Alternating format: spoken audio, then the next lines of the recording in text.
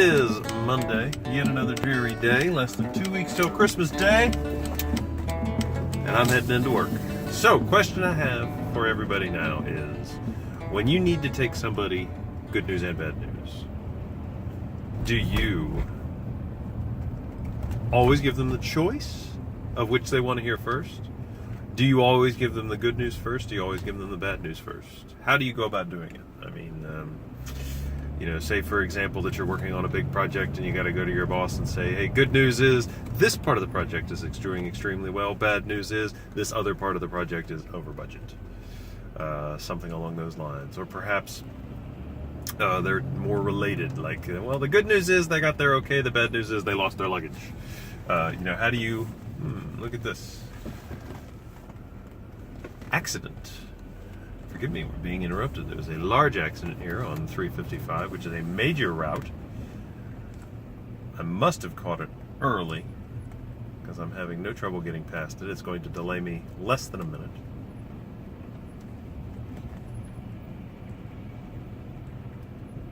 But they've got 2 of the 3 southbound lanes blocked up. So forgive the interruption. So when you have to deliver news like that, how do you go about doing it? I figure there are basically 3 strategies to doing this. You can either ask the person, hey, I got good news, bad news, what do you want first? You could say always give the good news or always give the bad news. There's a 4th strategy that I think tends to work a little better. The more important thing should come first.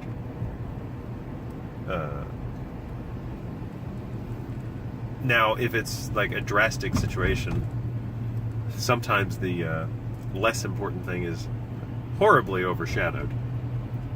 For example, going back to your boss with a certain project. Hey, good news is... Good news is we got XYZ new client to sign. Bad news is, in order to do it, we had to give them a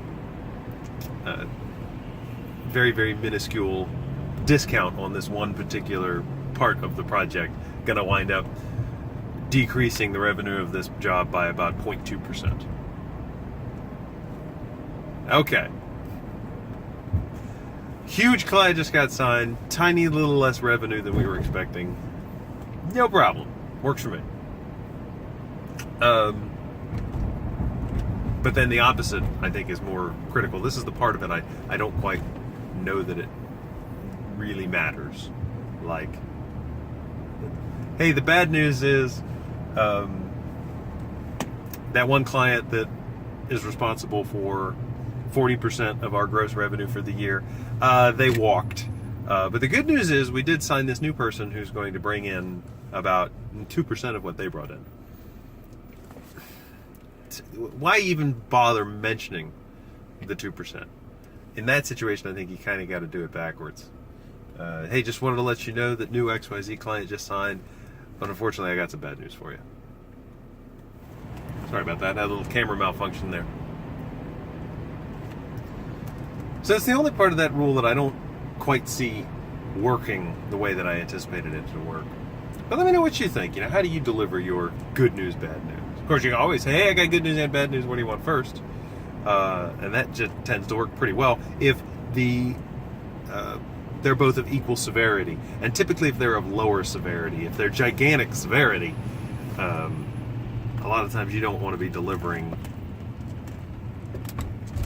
that kind of good news, bad news in a whimsical way. Tell you one other thing that I do is that a lot of times I'll try and say, if I need somebody's attention, I'll try and grab everything that I need from them all at the same time. I'll come to them and say, hey, I got like 4 or 5 things I need to talk to you about. Can we just knock these out really, really quickly? So I make the list, and a lot of times I'll go in there, hey, so what do you want to do first? Simple first or complicated first? And then I'll just go in order of what they think is best for the day, or things like that.